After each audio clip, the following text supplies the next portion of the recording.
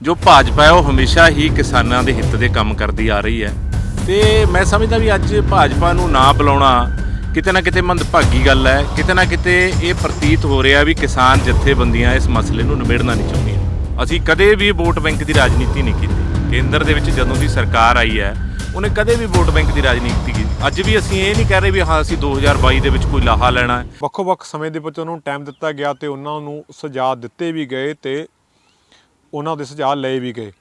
ਪਰ ਲਾਸਟ ਦੇ ਵਿੱਚ ਜਦੋਂ ਕਿਸਾਨ ਜਥੇਬੰਦੀਆਂ ਨੇ ਪ੍ਰੈਸ ਕਾਨਫਰੰਸ ਕੀਤੀ ਤਾਂ ਸਾਫ਼ ਤੌਰ 'ਤੇ ਇਹੀ ਗੱਲ ਕਿਹਾ ਕਿ ਅਸੀਂ ਸਾਰੀਆਂ ਕਿਸਾਨ ਜਥੇਬੰਦੀਆਂ ਨੂੰ ਇਹ ਗੱਲ ਕਹੀ ਗਈ ਆ ਕਿ ਪੰਜਾਬ ਦੇ ਵਿੱਚ ਫਿਲਹਾਲ ਹਜੇ ਚੋਣਾਂ ਦੇਰੀ ਦੇ ਨਾਲ ਨੇ ਤੇ ਆਪਣੀਆਂ ਜਿਹੜੀਆਂ ਸਿਆਸੀ ਸਰਗਰਮੀਆਂ ਨੇ ਉਹ ਰੋਕੀਆਂ ਜਾਣ, ਕਿਉਂਕਿ ਜਿਹੜਾ ਮੋਰਚੇ ਨੂੰ ਨੁਕਸਾਨ ਹੋ ਰਿਹਾ ਹੈਗਾ, ਕਿਉਂਕਿ ਕਿਤੇ ਨਾ ਕਿਤੇ ਜਿਹੜੇ ਲੋਕ ਮੋਰਚੇ ਨਾਲ ਜੁੜੇ ਨੇ ਉਹਨਾਂ ਦਾ ਧਿਆਨ ਦੂਸਰੇ ਤਰਫ ਜਾ ਰਿਹਾ।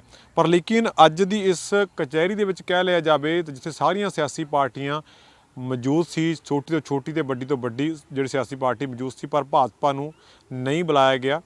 ਜਦਕਿ ਸਵੇਰ ਤੋਂ ਹੀ ਭਾਜਪਾ ਨੇਤਾ ਕਹਿ ਰਹੇ ਸੀ ਕਿ ਪਹਿਲੀ ਗੱਲ ਸਾਨੂੰ ਬੁਲਾਇਆ ਨਹੀਂ ਗਿਆ ਤੇ ਅਸੀਂ ਜਾਣਾ ਵੀ ਨਹੀਂ ਹੈਗਾ। ਸਾਡੇ ਨਾਲ ਭਾਜਪਾ ਦੇ ਨੇਤਾ ਨੇ ਰਣਦੀਪ ਸਿੰਘ ਦਿਓਲ ਨੇ, ਜਿਹੜੇ ਜ਼ਿਲ੍ਹਾ ਸੰਗਰੂਰ ਤੋਂ ਭਾਜਪਾ ਦੇ ਸੰਗਰੂਰ ਦੇ ਪ੍ਰਧਾਨ ਨੇ।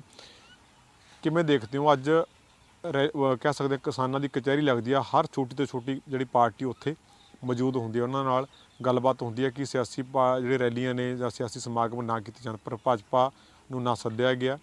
ਤਾਂ ਤੁਹਾਡਾ ਕੀ ਰੱਖਦਾ? ਦੇਖੋ ਦੋ ਗੱਲਾਂ ਨੇ ਜੀ ਇਹਦੇ ਵਿੱਚ।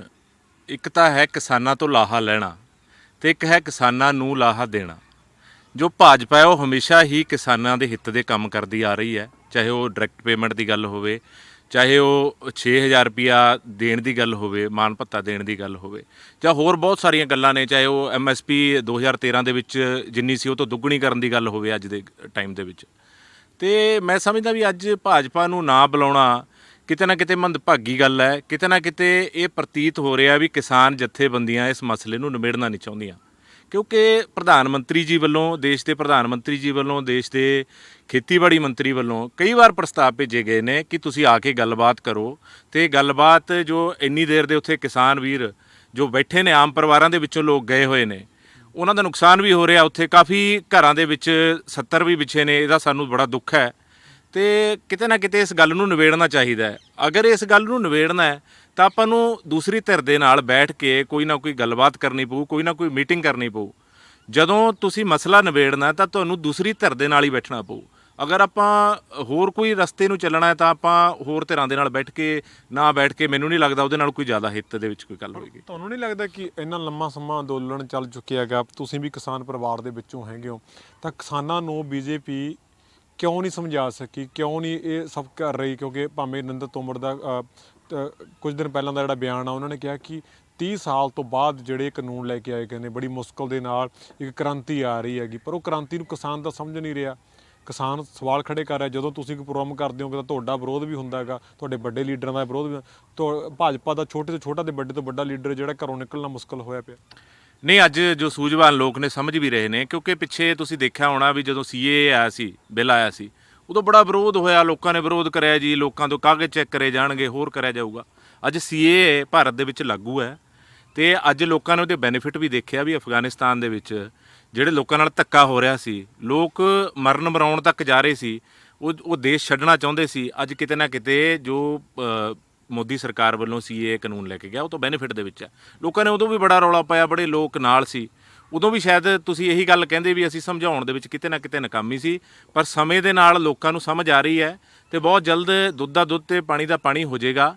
ਮੈਂ ਅੱਜ ਵੀ ਤੁਹਾਡੇ ਚੈਨਲ ਦੇ ਰਾਹੀਂ ਜੋ ਕਿਸਾਨ ਜਥੇਬੰਦੀਆਂ ਨੇ ਉਹਨਾਂ ਨੂੰ ਇਹੀ ਹੱਥ ਜੋੜ ਕੇ ਬੇਨਤੀ ਕਰੂੰਗਾ ਕਿ ਤੁਸੀਂ ਜਾ ਕੇ ਕਿਸਾਨਾਂ ਦੇ ਹਿੱਤ ਦੀ ਕੇਂਦਰ ਸਰਕਾਰ ਨਾਲ ਬੈਠਕ ਕਰੋ, ਮੀਟਿੰਗ ਕਰੋ, ਤਾਂ ਜੋ ਇਹਦਾ ਕੋਈ ਨਾ ਕੋਈ ਹੱਲ ਨਿਕਲ ਸਕੇ।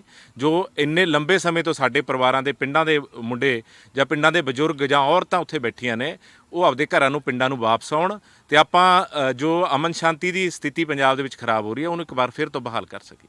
ਪਰ ਤੁਹਾਨੂੰ ਨਹੀਂ ਲੱਗਦਾ, ਕਿਉਂਕਿ ਕੁਝ ਦਿਨ ਪਹਿਲਾਂ ਜਦੋਂ ਤੁਹਾਡੇ ਵੀ ਜਿਹੜੇ ਨੇਤਾ ਨੇ ਉਹ ਉਰੇ ਆਉਂਦੇ ਨੇ ਜਾਂ ਤੁਸੀਂ ਗੱਲਬਾਤ ਕਰਦੇ ਹੋ, ਤੁਹਾਡੇ ਘਰ ਦੇ ਬਾਹਰ ਵੀ ਕਿਸਾਨ ਆ ਕੇ ਬਹਿ ਜਾਂਦੇ ਨੇ, ਕਿਸਾਨ ਇੱਥੋਂ ਤੱਕ ਐਲਾਨ ਕਰ ਦਿੰਦੇ ਨੇ ਕਿ ਦੂਜੀਆਂ ਪਾਰਟੀਆਂ ਨੂੰ ਅਸੀਂ ਉਲਝਣ ਦੇ ਵਿੱਚ ਨਹੀਂ ਪੈਣਾ, ਪਰ ਭਾਜਪਾ ਨੂੰ ਤਾਂ ਕੋਈ ਪ੍ਰੋਗਰਾਮ ਕਰਨ ਨਹੀਂ ਦੇਣਾ, ਭਾਵੇਂ ਅੱਧੀ ਰਾਤ ਨੂੰ ਹੀ ਕਿਉਂ ਨਾ ਕਰੇ, ਤਾਂ ਅੱਧੀ ਰਾਤ ਨੂੰ ਵੀ ਉਹਦਾ ਲਗਾਤਾਰ ਘਿਰਾਅ ਹੋਏਗਾ। ਤੁਹਾਡੇ ਘਰ ਦੇ ਬਾਹਰ ਵੀ ਕਈ ਘੰਟੇ ਕਿਸਾਨ ਜਿਹੜੇ ਬੈਠੇ ਰਹੇ ਨੇ, ਤਾਂ ਇਹ ਵੱਡਾ ਐਲਾਨ ਕਿਤੇ ਨਾ ਕਿਤੇ ਤੁਹਾਡੀ ਪਾਰਟੀ ਨੂੰ ਨੁਕਸਾਨ ਨਹੀਂ ਪਹੁੰਚਾ ਰਿਹਾ, ਤੁਹਾਨੂੰ ਨੁਕਸਾਨ ਨਹੀਂ ਹੋ ਰਿਹਾ, ਕਿਉਂਕਿ ਇਲੈਕਸ਼ਨ ਪੰਜਾਬ ਦੇ ਵਿੱਚ ਸਿਰ 'ਤੇ ਨੇ। ਤੁਸੀਂ ਕਹਿ ਰਹੇ ਹੋ ਕਿ ਭਾਜਪਾ ਆਪਣੇ ਦਮ ਦੇ ਉੱਪਰ ਪੰਜਾਬ ਦੇ ਵਿੱਚ ਸਰਕਾਰ ਬਣਾਏਗੀ, ਇਸ ਤਰ੍ਹਾਂ ਸਰਕਾਰ ਕਿਵੇਂ ਬਣੇਗੀ? ਦੂਜੇ ਪਾਸੇ ਅਕਾਲੀ ਦਲ ਆਰੋਪ ਲਗਾ ਰਹੀ ਹੈ ਕਿ ਭਾਜਪਾ ਕਾਂਗਰਸ ਇਕੱਠੇ ਮਿਲ ਕੇ ਪੰਜਾਬ ਦੇ ਵਿੱਚ ਰਾਸ਼ਟਰਪਤੀ ਰਾਜ ਲਾਗੂ ਕਰਨਾ ਚਾਹੁੰਦੇ ਨੇ, ਤਾਂ ਜੋ ਰਾਸ਼ਟਰਪਤੀ ਰਾਜ ਦੇ ਵਿੱਚ ਜਿਹੜੇ ਭਾਜਪਾ ਨੂੰ ਬੈਨੀਫਿਟ ਮਿਲੇ, ਭਾਜਪਾ ਬੈਠੇ ਬੈਠੀ ਘਰੇ ਸਰਕਾਰ ਬਣਾ ਲੇ। ਦੇਖੋ, ਮੈਂ ਤੁਹਾਨੂੰ ਪਹਿਲਾਂ ਵੀ ਕਹਿ ਕੇ ਹਟਿਆ ਕਿ ਕਿਸਾਨਾਂ ਤੋਂ ਲਾਹਾ ਲੈਣ ਦੀ ਗੱਲ ਨਹੀਂ ਹੈ ਸਾਨੂੰ। ਅਸੀਂ ਕਦੇ ਵੀ ਵੋਟ ਬੈਂਕ ਦੀ ਰਾਜਨੀਤੀ ਨਹੀਂ ਕੀਤੀ। ਕੇਂਦਰ ਦੇ ਵਿੱਚ ਜਦੋਂ ਦੀ ਸਰਕਾਰ ਆਈ ਹੈ ਉਹਨੇ ਕਦੇ ਵੀ ਵੋਟ ਬੈਂਕ ਦੀ ਰਾਜਨੀਤੀ ਕੀਤੀ। ਅੱਜ ਵੀ ਅਸੀਂ ਇਹ ਨਹੀਂ ਕਹਿ ਰਹੇ ਵੀ ਹਾਂ ਅਸੀਂ 2022 ਦੇ ਵਿੱਚ ਕੋਈ ਲਾਹਾ ਲੈਣਾ, ਇਹਨਾਂ ਗੱਲਾਂ ਤੋਂ ਕੋਈ ਫਾਇਦਾ ਹੋਵੇ ਜਾਂ ਸਾਨੂੰ ਨੁਕਸਾਨ ਹੋਵੇ।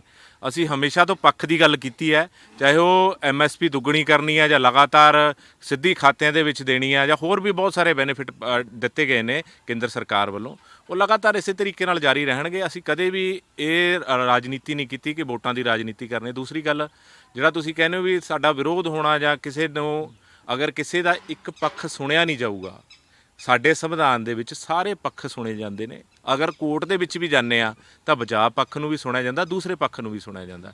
ਅਗਰ ਇਹ ਕਹਿ ਦਿੱਤਾ ਜਾਵੇ ਵੀ ਇਹਨਾਂ ਨੂੰ ਤਾਂ ਬੋਲਣ ਹੀ ਨਹੀਂ ਦੇਣਾ, ਇਹਨਾਂ ਦਾ ਪੱਖ ਹੀ ਨਹੀਂ ਰੱਖਣ ਦੇਣਾ, ਇਹ ਕਿਤੇ ਨਾ ਕਿਤੇ ਲੋਕਤੰਤਰਿਕ ਨਹੀਂ ਹੈ, ਧੱਕਾ ਹੈ, ਇਹ ਡੈਮੋਕ੍ਰੇਸੀ ਨਹੀਂ ਹੈ, ਇਹ ਡਿਕਟੇਟਰਸ਼ਿਪ ਹੈ। ਇਹ ਡਿਕਟੇਟਰਸ਼ਿਪ ਪੰਜਾਬ ਦੇ ਵਿੱਚ ਲਾਗੂ ਨਾ ਹੋਵੇ ਤਾਂ ਅਮਨ ਕਾਨੂੰਨ ਤੇ ਸ਼ਾਂਤੀ ਪੰਜਾਬ ਦੇ ਵਿੱਚ ਰਹਿ ਸਕਦੀ ਹੈ।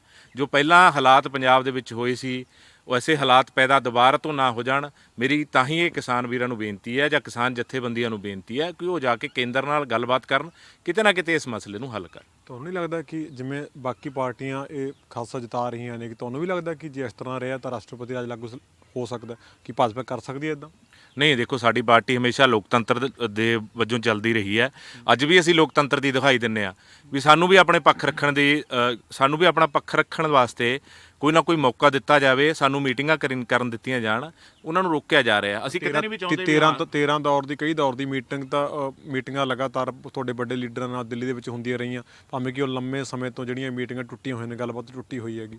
ਨਹੀਂ, ਬਿਲਕੁਲ ਹੋਈ ਹੈ ਜੀ, ਬਿਲਕੁਲ। ਸਾਡੇ ਵੱਲੋਂ ਬਹੁਤ ਸਾਰੇ ਪ੍ਰਸਤਾਵ ਵੀ ਦਿੱਤੇ ਗਏ, ਕਈ ਅਮੈਂਡਮੈਂਟਸ ਦੀ ਵੀ ਗੱਲ ਕੀਤੀ ਗਈ। ਇੱਥੋਂ ਤੱਕ ਹੈ ਕਿ ਜੋ ਕਿਸਾਨ ਜਥੇਬੰਦੀਆਂ ਦੇ ਲੀਡਰ ਨੇ ਉਹਨਾਂ ਨੇ ਖੁਦ ਆਪਣੇ ਮੂੰਹੀ ਇਹ ਗੱਲ ਕਹੀ ਵੀ ਸਾਨੂੰ ਜੋ ਭਾਜਪਾ ਦੇ ਅੰਦਰ ਮੀਟਿੰਗ ਦੇ ਵਿੱਚ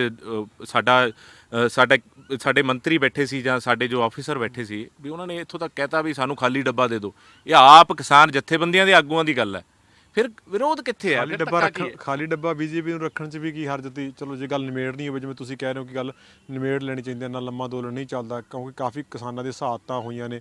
ਤੁਹਾਡੇ ਭਾਜਪਾ ਲੀਡਰ ਤਾਂ ਇੱਥੋਂ ਤੱਕ ਕਹਿ ਰਹੇ ਸੀ ਕਿ ਉਹ ਕੋਈ ਸ਼ਹੀਦ ਨਹੀਂ ਹੈਗੇ, ਉੱਥੇ ਕੋਈ ਸ਼ਹੀਦ ਨਹੀਂ ਹੁੰਦਾ, ਸ਼ਹੀਦ ਇਸ ਤਰ੍ਹਾਂ ਨਹੀਂ ਹੁੰਦੇ। ਤੁਹਾਨੂੰ ਲੱਗਦਾ ਕਿ ਤੁਹਾਡੇ ਲੀਡਰਾਂ ਦੀ ਇਸ ਤਰ੍ਹਾਂ ਦੀ ਬਿਆਨਬਾਜ਼ੀ ਕਿਤੇ ਨਾ ਕਿਤੇ ਕਿਸਾਨਾਂ ਨੂੰ ਤੁਹਾਡੇ ਵਿਰੋਧ ਦਾ ਜਿਹੜਾ ਕਾਰਨ ਬਣਾ ਰਹੀ ਹੈ? ਨਹੀਂ, ਦੇਖੋ, ਜਿਨ੍ਹਾਂ ਦੀ ਵੀ ਉੱਥੇ ਮੌਤ ਹੋਈ ਹੈ, ਮੈਂ ਸਮਝਦਾ ਵੀ ਉਹ ਗਲਤ ਹੋਇਆ, ਜਾਂ ਉਹਨਾਂ ਨੂੰ ਆਪਾਂ ਸ਼ਹੀਦ ਵੀ ਕਹਿ ਸਕਦੇ ਹਾਂ, ਕਿਉਂਕਿ ਕਿਤੇ ਨਾ ਕਿਤੇ ਉਹ ਉੱਥੇ ਗਏ ਤਾਂ ਉਹਨਾਂ ਦੀ ਮੌਤ ਹੋਈ, ਮੈਂ ਸਮਝਦਾ ਵੀ ਗਲਤ ਹੈ। ਪਰ ਉਹਦਾ ਦੋਸ਼ੀ ਕੌਣ ਹੈ, ਇਹ ਆਪਾਂ ਨੂੰ ਸੋਚਣ ਦਾ ਵਿਸ਼ਾ ਵੀ ਉਹਦਾ ਦੋਸ਼ੀ ਕੌਣ ਹੈ। ਤੇ ਦੂਸਰੀ ਗੱਲ ਇਹ ਹੈ ਕਿ ਕਦੇ ਵੀ ਜੋ ਭਾਰਤੀ ਜਨਤਾ ਪਾਰਟੀ ਹੈ ਉਹ ਕਿਸਾਨ ਦੇ ਵਿਰੋਧੀ ਨਹੀਂ ਹੈ ਤੇ ਹਮੇਸ਼ਾ ਹੀ ਕਿਸਾਨ ਦਾ ਪੱਖ ਲੈਂਦੀ ਰਹੀ ਹੈ।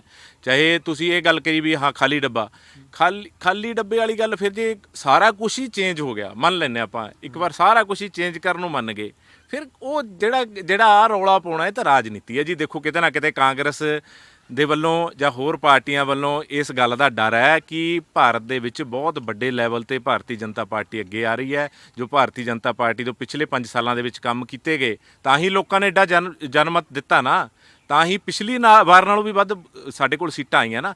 ਕਿਤੇ ਨਾ ਕਿਤੇ ਉਹਨਾਂ ਦੇ ਅੰਦਰ ਡਰ ਦਾ ਆਭਾਸ ਹੋ ਰਿਹਾ, ਤਾਂ ਕਰਕੇ ਉਹ ਕਾਨੂੰਨ ਵਾਪਸੀ ਲੈਣ ਦੀ ਗੱਲ ਕਰ ਰਹੇ ਹੈ, ਜਿਹਦੇ ਨਾਲ ਹੋਰ ਵੀ ਜੋ ਦੇਸ਼ ਹਿੱਤ ਦੇ ਵਿੱਚ ਕਾਨੂੰਨ ਆਏ ਹੋਏ ਨੇ ਉਹਨਾਂ ਨੂੰ ਹੌਲੀ ਹੌਲੀ ਦੇਸ਼ ਵਿਰੋਧੀ ਤਾਕਤਾਂ ਨੂੰ ਉਹ ਹਵਾ ਦੇ ਰਹੇ।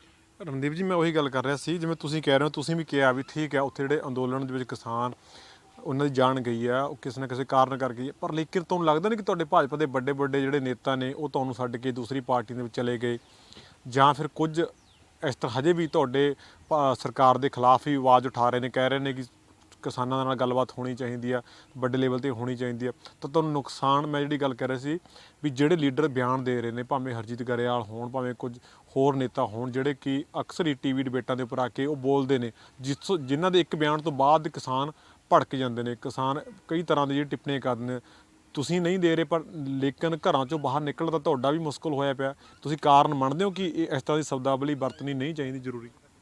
ਨਹੀਂ ਦੇਖੋ, ਕਿਸੇ ਨੂੰ ਵੀ ਕੋਈ ਗਲਤ ਸ਼ਬਦਾਵਲੀ ਨਹੀਂ ਵਰਤਣੀ ਚਾਹੀਦੀ। ਜੋ ਮੈਂ ਤੁਹਾਨੂੰ ਪਹਿਲਾਂ ਕਹਿ ਕੇ ਹਟਿਆ ਵੀ ਆਮ ਪਿੰਡਾਂ ਦੇ ਸਾਡੇ ਲੋਕ ਨੇ ਜਿਹੜੇ ਉੱਥੇ ਬੈਠੇ ਆ, ਉਹਨਾਂ ਨੂੰ ਬਿਠਾਇਆ ਕਿਹਨੇ ਆ ਜਾਂ ਕੌਣ ਰਾਜਨੀਤੀ ਉਹਨਾਂ ਦੇ ਉੱਪਰ ਕਰ ਰਿਹਾ, ਇਹ ਡਿਫਰੈਂਟ ਮੈਟਰ ਹੈ।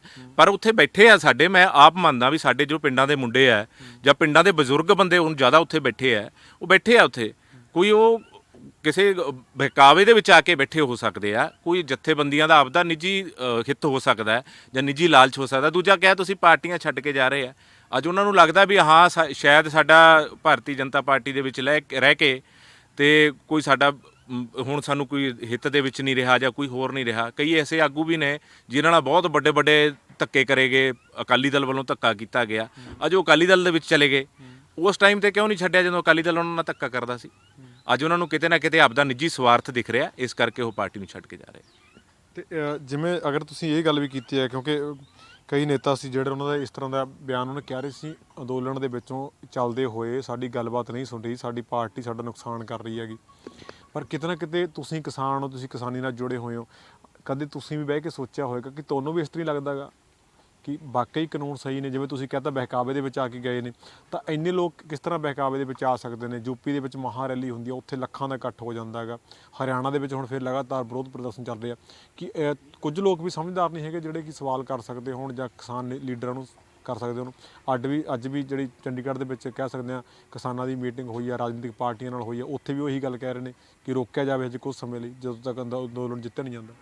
ਦੇਖੋ, ਮੈਂ ਕੋਈ ਗੱਲ ਕਹੂੰਗਾ ਤੁਹਾਨੂੰ ਕਿ ਜੇ ਇਹਨਾਂ ਨੂੰ ਜਥੇਬੰਦੀਆਂ ਨੂੰ ਇਹ ਗੱਲ ਲੱਗਦੀ ਹੈ ਨਾ ਕਿ ਸਾਡੇ ਨਾਲ ਜਨ ਸਮਰਥਨ ਬਹੁਤ ਜ਼ਿਆਦਾ ਹੈ ਜਾਂ ਸਾਡੇ ਨਾਲ ਪੂਰੇ ਭਾਰਤ ਦੇ ਲੋਕ ਜੁੜੇ ਹੋਏ ਨੇ, ਤਾਂ ਇੱਕ ਗੱਲ ਸਾਫ਼ ਸਪਸ਼ਟ ਹੈ ਕਿ ਕੇਂਦਰ ਸਰਕਾਰ ਵੱਲੋਂ ਕਿਹਾ ਗਿਆ ਹੈ ਕਿ ਅਸੀਂ ਇਹ ਕਾਨੂੰਨ 1.5 ਸਾਲ ਵਾਸਤੇ ਸਸਪੈਂਡ ਕਰ ਦਿੰਦੇ ਆ ਜਾਂ ਰੋਕ ਲਾ ਦਿੰਦੇ ਆ ਉਹਨਾਂ ਉੱਤੇ, ਤੇ 3 ਸਾਲ ਵਾਸਤੇ ਰੋਕ ਲਗਵਾ ਦਿੰਦੇ ਆ। ਅਸੀਂ ਆਪਦੀ ਪਾਰਟੀ ਨੂੰ ਜਾ ਕੇ ਬੇਨਤੀ ਕਰ ਲੈਂਦੇ ਆ, 3 ਸਾਲ ਬਾਅਦ ਤਾਂ ਇਲੈਕਸ਼ਨ ਆ ਜਾਣੀ ਹੈ ਨਾ। ਜੇ ਲੋਕਾਂ ਦੇ ਵਿੱਚ ਇੰਨਾ ਰੋਸ ਹੈ ਤਾਂ ਯਾਰ ਤੁਹਾਨੂੰ ਕਿਸੇ ਦੇ ਪ੍ਰੋਗਰਾਮ ਰੋਕਣ ਦੀ ਕੀ ਲੋੜ ਹੈ? ਤੁਸੀਂ ਆਪਣੀ ਗੱਲ ਰੱਖੋ। 3 ਸਾਲ ਬਾਅਦ ਇਲੈਕਸ਼ਨ ਆ ਜਾਣਾ, 2024 ਦੇ ਵਿੱਚ ਆ ਜਾਣਾ, ਤੁਸੀਂ ਬਦਲ ਲਓ ਸਰਕਾਰ। ਅਸੀਂ ਆਪਣੀਆਂ ਗੱਲਾਂ ਰੱਖਾਂਗੇ, ਅਸੀਂ ਆਪਣੀ ਸਰਕਾਰ ਦੀਆਂ ਪ੍ਰਾਪਤੀਆਂ ਰੱਖਾਂਗੇ, ਅਸੀਂ ਬਿੱਲ ਬਾਰੇ ਦੱਸਾਂਗੇ, ਤੁਸੀਂ ਵੀ ਦੱਸੋ ਸਾਰਾ ਕੁਝ। 2024 ਦੇ ਵਿੱਚ ਇਲੈਕਸ਼ਨ ਆ ਜਾਣੇ ਤਾਂ ਸਰਕਾਰ ਬਦਲ ਲਓ। ਕਿਉਂ ਲੋਕਾਂ ਦੇ ਮੁੰਡੇ ਮਰਵਾ ਰਹੇ ਹੋ? ਕਿਉਂ 600 ਪੁੱਤ ਕਿਸੇ ਦੇ ਘਰ ਦੇ ਵਿੱਚ 70 ਵਿਛਵਾਤੇ ਤੁਸੀਂ? ਕਿਉਂ 600 ਪੁੱਤ ਮਰਵਾਤਾ ਕਿਸੇ ਦਾ? ਤੁਸੀਂ ਇਹ ਗੱਲ ਕਿਉਂ ਨਹੀਂ ਕਰਦੇ? ਉੱਥੇ ਜਾ ਕੇ ਗੱਲ ਕਰਨਗੇ ਤਾਂ ਹੀ ਜਿਹੜੀ ਆਪਾਂ ਗੱਲ ਮੇਨ ਮੁੱਦੇ ਤੇ ਗੱਲ ਕਰ ਰਹੇ ਹਾਂ ਉਹ ਇਹੀ ਕਰ ਰਹੇ ਹਾਂ ਵੀ ਜਦੋਂ ਕੋਈ ਬੈਠ ਕੇ ਗੱਲ ਹੋਊਗੀ ਤਾਂ ਉਹਦਾ ਮਸਲੇ ਦਾ ਹੱਲ ਨਿਕਲੂਗਾ। ਜਿਹੜੀਆਂ ਆਮ ਜੱਟਾਂ ਦੇ ਮੁੰਡਿਆਂ ਦੀਆਂ ਜਾਨਾਂ ਜਾ ਰਹੀਆਂ ਨੇ ਉਹਨਾਂ ਨੂੰ ਬਚਾਉਣ ਦੀ ਗੱਲ ਕਰਦੇ ਆ, ਤੇ ਜੋ ਬਚਾਉਣ ਦੀ ਗੱਲ ਕਰਨੀ ਹੈ ਤਾਂ ਮੀਟਿੰਗ ਤੇ ਬੈਠ ਕੇ ਕੋਈ ਨਾ ਕੋਈ ਹੱਲ ਹੋ ਸਕਦਾ। ਆਖਰ ਦੇ ਵਿੱਚ ਜਿਹੜੀ ਅੱਜ ਮੀਟਿੰਗ ਹੋਈ ਆ ਉੱਥੇ ਸ਼ੁਰੂ 'ਚ ਵੀ ਆਪਾਂ ਇਹ ਗੱਲ ਕਰੀ ਸੀ ਕਿ ਭਾਜਪਾ ਨੂੰ ਬੁਲਾਇਆ ਨਹੀਂ ਗਿਆ, ਤਾਂ ਕੀ ਮੰਨਦੀ ਹੈ ਭਾਜਪਾ, ਕਿਸ ਤਰ੍ਹਾਂ ਸੋਚਦੀ ਹੈ? ਕਿਉਂਕਿ ਕਿਸਾਨ ਜਥੇਬੰਦੀਆਂ ਨੇ ਦੂਸਰੀ ਸਾਰੀਆਂ ਪਾਰਟੀਆਂ ਨੇ ਮੀਟਿੰਗ ਕਰੀ, ਸਾਰੀ ਪਾਰਟੀਆਂ ਨੇ ਕਈ ਪਾਰਟੀਆਂ ਦਾ ਸੁਝਾਅ ਇੱਥੋਂ ਤੱਕ ਦਿੱਤੇ। ਉਹਨਾਂ ਨੇ ਕਿਹਾ ਕਿ ਜਿਹੜਾ ਦਿੱਲੀ ਦੇ ਵਿੱਚ ਅੰਦੋਲਨ ਚੱਲਦਾ ਹੈ, ਅਗਰ ਕਿਸਾਨ ਸਾਨੂੰ ਉਹ ਸਾਰੀਆਂ ਪਾਰਟੀਆਂ ਨੂੰ ਉਹ ਇੱਕ ਕਰਕੇ ਦਿਨ ਦੇ ਦੇਣ ਕਿ 2 ਦਿਨ ਫਲਾਣੀ ਪਾਰਟੀ ਉੱਥੇ ਜਾ ਕੇ ਅੰਦੋਲਨ ਦੇ ਵਿੱਚ ਇੱਕ ਸਾਈਡ ਦੇ ਉੱਪਰ ਅੰਦੋਲਨ ਚਲਾਵੇ ਜਾਂ ਆਪਣਾ ਹਿੱਸੇਦਾਰੀ ਪਾਵੇ, ਪਰ ਕਿਸਾਨ ਕਹਿ ਰਹੇ ਨੇ ਕਿ ਉਹ ਪਾਰਲੀਮੈਂਟ ਦੇ ਬਾਹਰ ਬਹਿ ਕੇ ਜਿਹੜੇ MP ਨੇ ਜਾਂ ਵਿਧਾਇਕ ਨੇ ਉਹ ਆਪਣੇ ਤਰੀਕੇ ਦੇ ਨਾਲ ਸਰਕਾਰ ਦੇ ਉੱਪਰ ਦਬਾਅ ਬਣਾਉਣ। ਨਹੀਂ, ਤੁਹਾਨੂੰ ਇਹ ਨਹੀਂ ਲੱਗਦਾ ਵੀ ਇਹ ਅੰਦੋਲਨ ਖਤਮ ਹੋ ਜਾਣਾ ਚਾਹੀਦਾ ਹੈ? ਜਿਹੜੇ ਆਪਣੇ ਪਰਿਵਾਰਾਂ ਦੇ ਲੋਕ ਉੱਥੇ ਬੈਠੇ ਉਹ ਵਾਪਸ ਆ ਜਾਣੇ ਚਾਹੀਦੇ ਆ। ਆਪਾਂ ਉਹ ਗੱਲ ਕਿਉਂ ਨਹੀਂ ਸੋਚਦੇ? ਆਪਾਂ ਇਹ ਕੋਈ ਕਹਿੰਦੇ ਵੀ ਤੂੰ ਉੱਥੇ ਜਾ ਕੇ ਬੈਠ, ਤੂੰ ਉੱਥੇ ਜਾ ਕੇ ਬੈਠ। ਜੇ ਤੁਸੀਂ ਅੱਜ ਜਾ ਕੇ ਕੇਂਦਰ ਸਰਕਾਰ ਜਿਹੜੇ ਪ੍ਰਸਤਾਵ ਭੇਜ ਰਹੀ ਹੈ, ਤੁਸੀਂ ਜਾ ਕੇ ਕੋਈ ਗੱਲਬਾਤ ਕਰਦੇ ਹੋ, ਜੇ ਮਸਲਾ ਹੀ ਨਿਬੜ ਜਾਂਦਾ ਫਿਰ ਆਪਾਂ ਨੂੰ ਪਾਰਲੀਮੈਂਟ ਦੇ ਬਾਹਰ ਬੈਠਣ ਦੀ ਕੀ ਲੋੜ ਹੈ? ਆਪਾਂ ਨੂੰ ਸੜਕਾਂ ਤੇ ਘਰੋਂ ਦੂਰ ਜਾ ਕੇ 6-6 ਮਹੀਨੇ 8-8 ਮਹੀਨੇ ਲਾਉਣ ਦੀ ਕੀ ਲੋੜ ਹੈ? ਇਹ ਮਸਲੇ ਨੂੰ ਨਿਬੇੜਨਾ ਚਾਹੀਦਾ, ਇਹ ਮਸਲੇ ਨੂੰ ਹੱਲ ਕਰਾਉਣਾ ਚਾਹੀਦਾ। ਕਿਉਂ ਤੁਸੀਂ ਲੋਕਾਂ ਦੇ ਪੁੱਤ ਮਰਵਾ ਰਹੇ ਹੋ? ਇਹ ਮਸਲੇ ਨੂੰ ਬੈਠ ਕੇ ਜਿਹੜੀ ਪਾਰਟੀ ਦੇ ਨਾਲ ਬੈਠ ਕੇ ਗੱਲ ਹੋਣੀ ਹੈ ਤੁਸੀਂ ਉਹਨੂੰ ਹੀ ਯਾਰ ਬੁਲਾਉਂਦੇ ਨਹੀਂ। ਜਿਹਨੇ ਮਸਲਾ ਹੱਲ ਹੋਣਾ ਜਿਹਦੇ ਨਾਲ ਬੈਠ ਕੇ, ਉਹ ਤੁਹਾਨੂੰ ਆਪ ਬੁਲਾ ਰਹੇ ਹੈ ਤੇ ਤੁਸੀਂ ਦੂਸਰੀਆਂ ਪਾਰਟੀਆਂ ਨੂੰ ਬੁਲਾ ਰਹੇ ਹੋ। ਇਹ ਕੀ ਰਾਜਨੀਤੀ ਹੋ ਰਹੀ ਹੈ? ਮੈਂ ਸਮਝਦਾ ਵੀ ਇਹ ਕਿਤੇ ਹੋਰ ਰਾਹ ਇਹ ਲੈ ਕੇ ਜਾਣਾ ਚਾਹੁੰਦੇ ਆ, ਜੋ ਰਾਹ ਠੀਕ ਨਹੀਂ ਹੈਗਾ। ਪੰਜਾਬੀ ਇਸ ਗੱਲ ਨੂੰ ਸਮਝ ਜਾਣਗੇ, ਕਈ ਜਥੇਬੰਦੀਆਂ ਦੇ ਆਗੂਆਂ ਬਾਰੇ ਲੋਕ ਸਮਝ ਚੁੱਕੇ ਆ, ਹੌਲੀ ਹੌਲੀ ਹੋਰਾਂ ਨੂੰ ਵੀ ਸਮਝ ਆ। ਬਿਲਕੁਲ, ਇਹ ਸਨ ਰਣਦੀਪ ਸਿੰਘ ਦਿਓਲ ਜੀ ਨੇ ਸਾਫ਼ ਤੌਰ ਤੇ ਕਹਿਣਾ ਕਿ ਜਿਸ ਪਾਰਟੀ ਦੇ ਨਾਲ ਇਹ ਮੀਟਿੰਗਾਂ ਹੋਣੀਆਂ ਚਾਹੀਦੀਆਂ ਸੀ, ਭਾਜਪਾ ਕਿਸਾਨਾਂ ਨੂੰ ਕਹਿ ਰਹੀ ਹੈ ਕਿ ਸਾਡੇ ਨਾਲ ਆ ਕੇ ਮੀਟਿੰਗ ਕਰੋ, ਟੇਬਲ ਤੇ ਆ ਕੇ ਗੱਲਬਾਤ ਕਰੋ। ਕਿਸਾਨ ਉਹਨਾਂ ਨਾਲ ਤਾਂ ਬਹਿ ਕੇ ਮੀਟਿੰਗ ਨਹੀਂ ਕਰ ਰਹੇ, ਜਦ ਕਿ ਪੰਜਾਬ ਦੀਆਂ ਦੂਜੀਆਂ ਪਾਰਟੀਆਂ ਦੇ ਨਾਲ ਲਗਾਤਾਰ ਮੀਟਿੰਗਾਂ ਦਾ ਦੌਰ ਹੋ ਰਿਹਾ। ਇਸ ਅੰਦੋਲਨ ਨੂੰ ਕਿਸੇ ਹੋਰ ਪਾਸੇ ਲਿਜਾਇਆ ਜਾ ਰਿਹਾ, ਕਿਉਂਕਿ ਦਿੱਲੀ ਦੇ ਵਿੱਚ ਪੰਜਾਬ ਦੇ ਜਿਹੜੇ ਕਿਸਾਨ ਨੇ ਉਹ ਲਗਾਤਾਰ ਆਪਣੀ ਜਾਨ ਗਵਾ ਰਹੇ ਨੇ। ਤਾਂ ਸਾਫ਼ ਤੌਰ ਤੇ ਉਹਨਾਂ ਦਾ ਇਹ ਕਹਿਣਾ ਕਿਤੇ ਨਾ ਕਿਤੇ ਦੂਸਰੀ ਪਾਰਟੀਆਂ ਦੇ ਨਾਲ ਗੱਲਬਾਤ ਕਰਨੀ, ਤੇ ਭਾਜਪਾ ਨੂੰ ਅਣਗੌਲਿਆ ਕਰਨਾ ਤੇ ਮੀਟਿੰਗ ਦੇ ਵਿੱਚ ਨਾ ਬੁਲਾਉਣਾ ਇਹ ਇੱਕ ਸ਼ੁਭ ਸੰਕੇਤ ਨਹੀਂ ਹੈਗਾ। ਤਾਂ ਉਹਨਾਂ ਨੇ ਕਿਹਾ ਕਿ ਅਗਰ ਭਾਜਪਾ ਕਹਿੰਦੀ ਹੈ ਕਿ ਚਾਹੁੰਦੀ ਹੈ ਕਿ ਅਗਰ ਕਿਸਾਨ ਸਹਿਮਤੀ ਦਿੰਦੇ ਨੇ ਤਾਂ 3 ਸਾਲ ਲਈ ਜਿਹੜੇ ਕਾਨੂੰਨ ਨੇ ਉਹ ਸਸਪੈਂਡ ਕੀਤੇ ਜਾ ਸਕਦੇ ਨੇ। ਅਗਰ ਸਰਕਾਰ ਸੱਤਾ ਦੇ ਵਿੱਚ ਆਉਂਦੀ ਹੈ ਚੁਣਾਵਾਂ ਤੋਂ ਬਾਅਦ ਠੀਕ ਲੱਗਦਾ ਤਾਂ ਦੁਬਾਰਾ ਹੋ ਸਕਦਾ